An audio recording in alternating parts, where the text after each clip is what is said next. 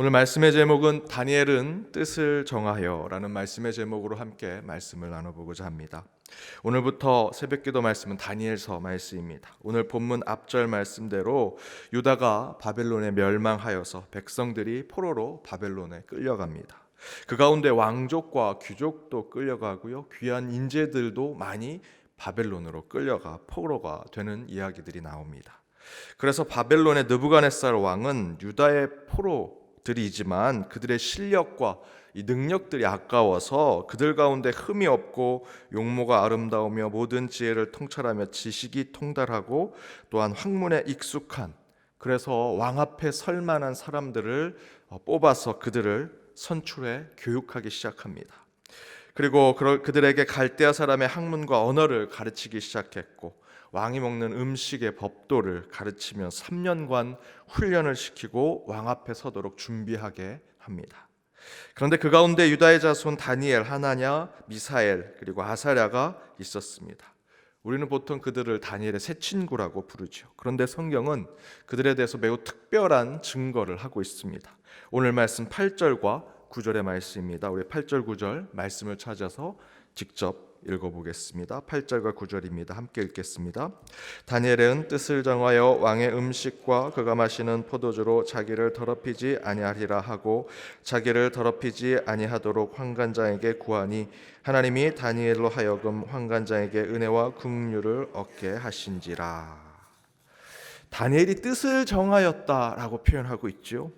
다니엘은 세상의 왕에게 선택을 받았고요, 그 왕이 제공하는 음식을 먹고 왕궁의 법도를 배우고 그 나라의 엘리트가 되고 있습니다. 포로인데 노예로 온 이들에게 왕이 큰 은택을 베풀어서 그들로 하여금 교육받게 하고 그들이 그 나라의 엘리트가 되는, 굉장히 높은 자리에 올라가는 혜택을 주고 있죠. 그런데 다니엘은 이렇게 했다라고 증거합니다. 다니엘이 뜻을 정하여 왕의 음식을 먹지 아니하고 왕이 마시는 포도주로 자신을 더럽히지 아니하였다라고 이야기합니다. 공짜고요, 거저입니다. 이걸 그대로 하면 단순히 거저 준 것의 문제가 아니라 그것을 그대로 먹고 마시고 그 법도를 그대로 배우면 더 좋은 일이 생길지도 모르는 왕의 하사품과 같은 것인데, 다니엘은 생각이 좀 다릅니다. 관점이 좀 다르죠. 오늘 이 다니엘의 관점은 우리가 배워야 할 신앙의 관점을 깨우쳐주고 있습니다. 그것이 무엇이냐? 하나님의 뜻에 맞지 않는다면 그것이 아무리 좋은 것이라 할지라도 하지 않겠다라는 결단하는 자가 되어야 한다. 뜻을 정하는 자가 되어야 한다. 신앙과 믿음은 의지이고요, 결단입니다. 지지난주 수요일 말씀대로 신앙과 믿음은 작정하는 것이고 서원하는 것이고 하나님과 약속을 지켜내는 것, 그것이 신앙과 믿음이 되어야 합니다. 믿습니다라고 기도하고 소리치고 성전에서 외치는 것만이 믿음과 신앙을 얘기하는 것이 아니라, 그렇게 간절히 기도하고 간구하는 것에 대한 작정된 삶, 행동하고 실천하는 삶이 진정한 믿음이요, 그것이 우리의 신앙이라는 것이죠. 풍랑을 만났습니다. 하지만 제대로 된 배는 결코 그 풍랑이 바람치는 대로, 파도가 치는 대로 그 배가 휩쓸려가지 않습니다. 제대로 된 배는 그 배를 지켜내는 선장이 있고요, 또한 배는 그 바람과 파도를 거슬러 갈 수 있는 높은 돛이 있습니다. 아무리 바람이 동쪽으로 불고 파도가 동쪽으로 불어도 제대로 된 선장이 있고 제대로 된 돛이 있으면 그 파도가 부는 대로, 바람이 부는 대로 가지 않습니다. 배가 가야 할 방향으로 가지요. 작정한 대로 갈 수 있습니다. 우리 신앙도 그래야 한다는 것입니다. 우리는 인생의 풍랑을 수없이 만나게 되죠. 그러나 우리 믿는 사람들은 그 풍랑에 휩쓸려서는 절대로 안 됩니다. 저와 여러분은 신앙의 돛을 가지고 있고 우리 믿음의 선장 되신 예수 그리스도가 우리 안에 있지 않습니까? 그 의미는 곧 풍랑 가운데서도 돛을 높이 올리고 믿음의 선장 되신 주님만 믿고 나아간다면 우리가 작정하고 서원하고 뜻을 정한 곳으로 갈 수 있다라는 것입니다. 우리는 풍랑에 쓰러지지 않습니다. 어떤 비바람에도 그것에 휩쓸려 가지 않습니다. 이처럼 믿음의 사람들은 뜻을 정하셔야 합니다. 결단하고 의지를 가지고 그 결심한 대로 노력하며 살아야 합니다. 그렇게 할 때 하나님의 도우심이 지난주 말씀대로 먼저 가루 서마를 준비한 그 여인의 마음처럼 그 가운데 먼저 준비하면 하나님이 하늘에 누룩을 주셔서 더 풍성히 채워주시고 더 나누고 더 베풀도록 만들어 주신다. 저는 그 말씀을 믿습니다. 그렇다면 우리가 신앙 가운데 어떤 뜻을 정하며 살아야 하는가? 저는 두 가지 간단히 오늘 이 새벽에 말씀을 나눠보고자 합니다. 그 첫 번째는 버려야 할 것을 분명히 버려야 합니다. 버려야 할 것을 버려야 한다. 동물의 왕국을 제가 한번 봤는데 아프리카의 한 정글에서 원숭이를 잡는 법이 나왔습니다. 호리병에 원숭이가 좋아하는 곡물을 넣는 겁니다. 그것을 놓고 그 광야 그 부분에 한 땅에 그걸 놓고 그 원주민들이 바위 뒤에서 계속 쳐다보고 있습니다. 그러면 원숭이들이 호기심이 많아서 막 그 호리병 근처에 옵니다. 그리고 호리병에 살펴보니 자기들이 좋아하는 곡물이 있는 겁니다. 그 안에 손을 집어넣고 곡물을 빼려고 하는데 그 곡물을 손에 쥐면 호리병 그 구멍이 작으니까 빠져나오지 않습니다. 한참을 손을 넣었다 뺐다 하다가 손을 쥐고 그 호리병을 끌고 갈 때 그 원주민들이 뻘떡 일어나서 그 원숭이를 잡으러 갑니다. 그런데 특이하게도 그 원주민들이 막 뛰어가서 원숭이를 잡지 않습니다. 그냥 걸어가서 잡습니다. 그래도 원숭이들이 그 호리병에 질질 끌려가면서 분명히 나를 잡으러 오는 줄 알면서도 계속해서 호리병을 끌고 그냥 가다가 잡히는 모습을 봅니다.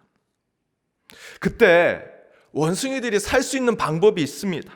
호리병 속에 자신이 움켜준 그 곡물을 손에서 놓으면 바로 손이 빠져서 도망칠 수 있습니다.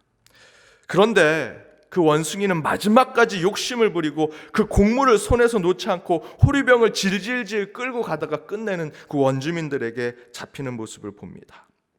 손을 피면 되는데, 내 손에 쥐어진 것을 피면 살 수 있는데 그 손을 피지 않으니 그 원숭이들이 잡히더라. 신앙 가운데 뜻을 정하는 것은 사실 힘들고 어려운 일이 아닙니다. 그냥 내가 욕심의 손을 쥐고 있는 것 피기만 하면 됩니다. 이기심의 손을 쥐고 있는 것 피기만 하면 됩니다. 하지만 그 방법은 쉬운데 그 결단하고 그 뜻을 정한 것을 행동하는 것이 어렵지요. 여러분 어떠십니까? 여러분 살아가는 인생 가운데 사단이 우리 앞에 호리병으로 유혹하죠. 그 안에 무엇이 있는가? 손을 집어넣고 움켜쥐습니다. 내 욕심, 내 이기심, 내 자랑, 내 능력, 세상의 지식, 이것만 쥐고 있으면 세상 모든 것 이길 수 있을 것 같은데, 그런데 우리는 그것을 놓지 못해서 사단에게 잡히지 않습니까? 세상에 잡히지 않습니까? 버리면 되는데, 손을 피면 되는데 그것을 피지 못합니다. 결단하면 되고 뜻을 정하여 행동하면 되는데 그렇게 하지 못하니 세상에 휩쓸려 살아가는 자들이 되더라. 사랑하는 여러분, 뜻을 정하는 하나님의 사람들이 되시기 바랍니다. 다른 건 아닙니다. 세상 욕심, 세상 자랑, 세상 근심과 걱정거리 손에서 펴내는 것입니다. 그거 버리겠다 뜻을 정하고 결단하시면 됩니다. 그리고 그 결단과 뜻을 정한 것 행동하신다면 저와 여러분은 하나님의 사람이 될 수 있습니다. 두 번째는 반대입니다. 쥐어야 할 것은 반드시 쥐어야 합니다. 이 말은 곧 하나님과 약속한 것은 반드시 지켜야 한다라는 것입니다. 결단과 서원, 뜻을 작정하고 정한 것은 반드시 지키도록 해야 한다. 저희 아이들이 가끔 공부하기를 싫어합니다. 그러면 제가 약속하죠. 공부하면 피자 사줄게, 너희들이 원하는 거 사줄게, 용돈 줄게. 그렇게 말하면 그렇게 좋다고 저한테 와서 새끼손가락에 엄지까지 약속을 하면서 꼭 지켜야 돼. 그리고 아이들이 공부를 시작합니다. 그런데 아이들이 얼마나 집중력이 있겠습니까? 본인들이 원하는 거 다 해주겠다고 해놓고도 정작 공부하러 방에 들어가면 왔다 갔다 하고 공부에 집중을 못하고 그 약속한 것들을 지켜내지 못할 때가 많습니다. 그런데 저는 아빠로서 아이들이 그 약속만 지키기만 하면 제가 용돈 준비해놓고 사놓으려고 다 준비해놨는데 아이들이 그것을 지키지 못하라는 것이죠. 그 상황을 보면서 저는 오히려 신앙적인 깨달음을 얻었습니다. 내가 하나님 앞에 지금 이렇게 하고 있구나. 하나님의 자녀된 내가 하나님과 약속한 그것만 지키고 순종하고 따르기만 하면 하나님은 지금 부어주시려고, 은혜와 축복을 부어주시려고 다 갖고 계신데, 뒤에 부어주실 것을 다 준비하고 계시는데, 이 미련하고 부족하고 나약한 내가 그 약속을 지키지 못하는구나, 순종하지 못하는구나, 주님의 뜻을 따르지 못하는구나, 작정만 하고 약속만 했지 세상 유혹에 빠지고 세상 자랑, 세상 속에 내가 가지고 있는 그것에 빠져서 그것을 지키지 못하는 제 모습을 계속 보게 됩니다. 주님께 순종하고 따르고 약속한 것, 뜻을 정한 것, 행동만 한다면 하나님은 내가 부어줄게, 더 줄게 라고 말씀하시는데 그것을 하지 못하는 부족한 저를 보게 됩니다. 여러분은 어떠십니까?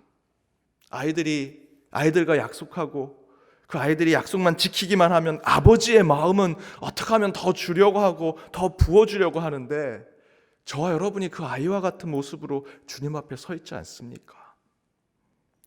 사랑하는 여러분, 줄 것은 반드시 줘야 합니다.